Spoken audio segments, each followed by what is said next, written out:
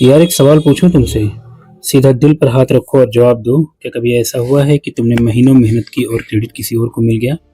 तुमने मीटिंग में कुछ बोला और किसी ने कुछ सुना ही नहीं। तुमने कुछ बनाया, कुछ किया, कुछ शेयर किया और लोगों ने बस स्क्रॉल कर दिया। अगर हाँ, तो ये आज की बात तुम्हारे लिए है। क्योंकि आज हम बात करेंगे एक चीज़ की जो जो जो तुम्हें हमेशा पीछे रखती है। और वो चीज़ है इनविजिबल रहना, मतलब गायब रहना। रॉबर्ट ग्रीन ने अपनी किताब 48 लॉज ऑफ पावर में लिखा है कि जो दुनिया में वही चीज़ बिकता है जो दिखता है। हर एक चीज़ की जो वैल्यू होती है उसके दिखने से होती है। वो कहते हैं कि हर चीज़ का मूल्यांकन उसके बाहरी रूप से होता है। जो अदृश्य है, जो गायब है, उसका कोई महत्व नहीं। यानी दुनिया तुम्हारी मेहनत नहीं देखती है, दुनिया तुम्हारा दर्द नहीं देखती है, दुनिया तुम्हारी नीयत नहीं देखती है। दुनिया सिर्फ देखती है जो वो दिखता है। अगर तुम दिखते नहीं तो तुम हो ही नहीं।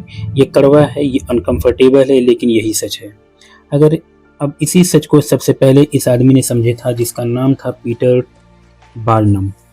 पीटी बार्नम जो 1836 में अमेरिका के एक छोटे से शहर मैरीलैंड का एनापोलिस। बार्नम उस वक्त कोई बड़ा आदमी नहीं था और कोई फेमस नहीं था। बस एक छोटा सा असिस्टेंट था एक ट्रैवलिंग सर्कस में। उसके बॉस का नाम था एरॉन टर्नर, एक बूढ़ा, चालाक और अनुभवी शोमैन। सर्कस उस शहर में कुछ दिनों के लिए रुका था और उद्घाटन का दिन था। उस सुबह बार्नम ने एक नया काला कोट सूट पहना और अकेला शहर में टहलने निकल गया, बस यूं ही। लेकिन तभी भीड़ में से किसी ने चिल्लाया कि अरे, या तो रेवरेंड एफ्रेम एवरी है। अब यह रेवरेंड एवरी कौन था? ये जो रेवरेंड एवरी था दोस्तों, ये एक पादरी था जिस पर एक लड़की की हत्या का आरोप था। कोर्ट ने उसे बरी कर दिया, लेकिन पूरा अमेरिका उसे दोषी मानता था और उस जमाने का सबसे घृणित आदमी था, most hated man in America. और अब इस भीड़ ने तय कर लिया था कि यह जो बार्नम ही वह हत्यारा है। लोग आगे बढ़े, किसी ने शूट पकड़ा, किसी ने धकेला, कोई चिल्लाया कि इसे पकड़ो, मारो। बार्नम घबरा गया और मार खाने ही वाला था। शायद उस दिन वह मर भी जाता, लेकिन तभी उसने एक काम किया जो सिर्फ एक बहुत समझदार इंसान ही कर सकता था। वो रोया नहीं, वो भागा नहीं, गिड़गिड़ाया नहीं। उसने एक शांत आवाज़ में कहा कि रुको, बस एक बार मेरे साथ आओ और मैं तुम्हें खुद प्रूव करता हूँ कि मैं कौन हूँ। और वो पूरी भीड़ को सर्कस तक ले गया। वहाँ पहुँचते ही बूढ़े टर्नर ने मुस्कुराते हुए कहा कि ये एवरी नहीं है दोस्तों, ये मेरा असिस्टेंट है बार्नम, और यह सब एक मजाक था। भीड़ तितर बितर हो गई, लेकिन बर्नम का जो दिमाग था वो गुस्से से टर्नर के पास गया और बोला कि यह मजाक क्यों, मैं मर सकता था। और टर्नर ने जो जवाब दिया वो बर्नम की पूरी ज़िंदगी बदल गया। टर्नर ने कहा कि मेरे प्यारे बर्नम, याद रखो एक बात, सफलता के लिए हमें बस एक चीज़ चाहिए और वो चीज़ है शोहरत, पब्लिसिटी, लोगों की नज़रें। और बर्नम ने पूछा लेकिन कैसे, किस तरह की शोहरत? टर्नर बोला किसी भी तरह की शोहरत।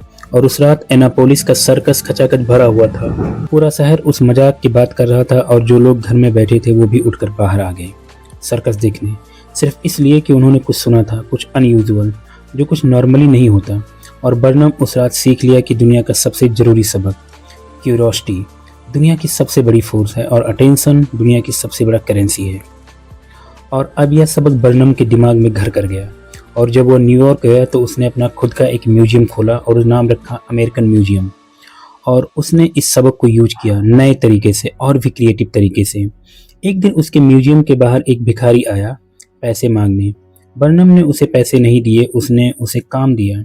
उसने उस भिखारी को बुलाया, 5 ईंटें दी और बोला सुनो ध्यान से, इन ईंटों को लेकर शहर में निकलो, कुछ ब्लॉक्स का धीरे धीरे चक्कर लगाओ, कभी एक ईंट यहाँ रखो तो कभी वहाँ रखो, और एक ईंट हमेशा अपने हाथ में रखो। वापस आते वक्त हर ईंट उठाते जाओ और म्यूजियम के अंदर जाओ, अंदर से गुजरो और पीछे के दरवाजे से बाहर निकलो, और फिर यही काम लगातार करते रहो। और सबसे ज़रूरी बात, किसी के सवाल का जवाब मत देना, बस सीरियस चेहरा बनाए रखना।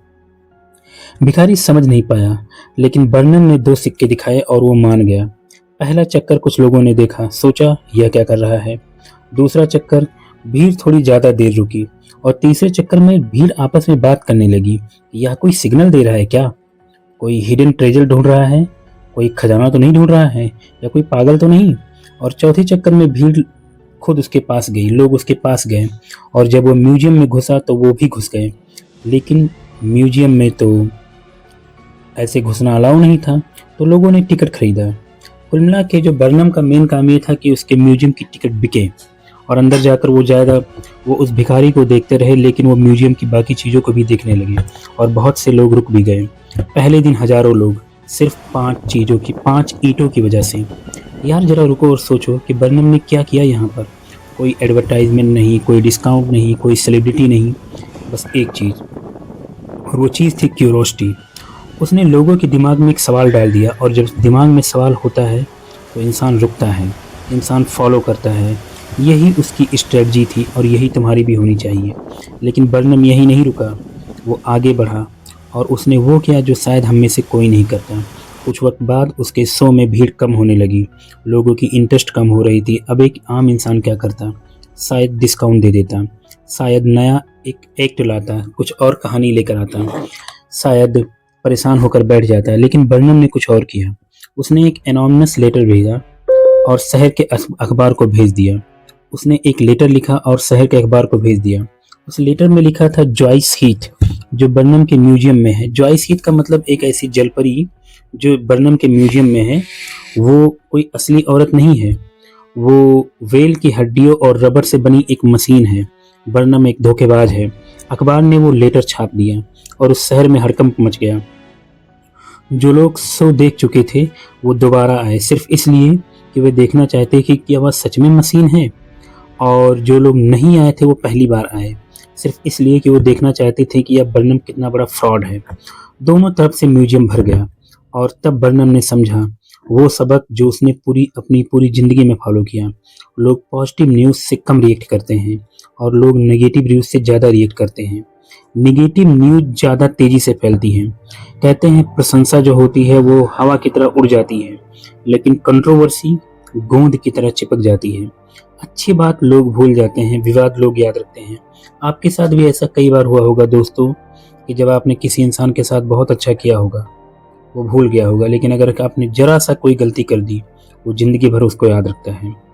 ये जो अच्छाई बुराई का कॉन्सेप्ट है कि अच्छी चीज़ों को भुला दिया जाता है और बुरी चीज़ों को हमेशा याद किया जाता है, ये दुनिया के हर एक इंसान पर लागू होता है। ये नियम आप भी याद रखिएगा। इसलिए बर्नम ने कभी ये नहीं सोचा कि लोग मेरे बारे में क्या सोचेंगे। उसने ये सोचा कि लोग मेरे बारे में सोचते रहे, बस यही काफ़ी है। और यही उसे अमेरिका का सबसे बड़ा शोमैन बनाया।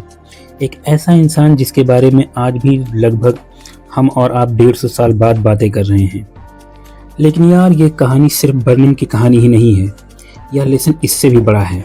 तो चलो चलते हैं अमेरिका के उस दौर में जब इलेक्ट्रिसिटी एक नई चीज़ थी, जब दुनिया बदल रही थी, जब दो इंसान उस बदलाव के केंद्र में थे। एक था थॉमस एडिसन और दूसरा था निकोला टेस्ला। अगर मैं तुमसे पूछूं कि इन दोनों में ज़्यादा ब्रिलियंट कौन था, तो हिस्टोरियंस का जवाब होगा टेस्ला। ज़्यादातर लोगों का भी जवाब होगा कि टेस्ला। टेस्ला ने एसी करंट दिया, टेस्ला ने वायरलेस टेक्नोलॉजी का सपना देखा, टेस्ला ने वो आइडियाज़ दिए जिन पर आज की पूरी दुनिया चलती है। वो एक जीनियस था, वो एक विजनरी, एक ऐसा इंसान जो शायद अपने वक्त से बहुत आगे था। और एडिसन को आज हर बच्चा जानता है, स्कूल की किताबों में है, म्यूजियम्स में है, डॉक्यूमेंट्रीज में है। क्यों? क्या वो टेस्ला से ज़्यादा ब्रिलियंट था? नहीं। लेकिन एडिसन ने एक चीज़ जानी जो टेस्ला कभी नहीं जान पाया, कि सिर्फ इन्वेंट करना ही काफ़ी नहीं होता है, दुनिया को तुम्हें उसे दिखाना पड़ता है। जब भी एडिसन कोई नई चीज़ बनाता तो वो एक ग्रैंड इवेंट करता, प्रेस को बुलाता, रिपोर्टर्स को इनवाइट करता और फिर एक ऐसा मोमेंट क्रिएट करता कि जो लोग याद रखें। आज रात पहली बार इलेक्ट्रिसिटी से रोशनी होगी और लोग देखते, अखबार लिखते, लोग बताते, नाम फैलता। टेस्ला अपनी लैब में अकेला काम करता रहता।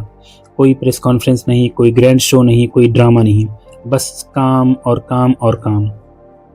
उसे लगता था कि काम बोलेगा, दुनिया खुद समझेगी, लोग खुद आएंगे, लेकिन वो लोग कभी नहीं आए।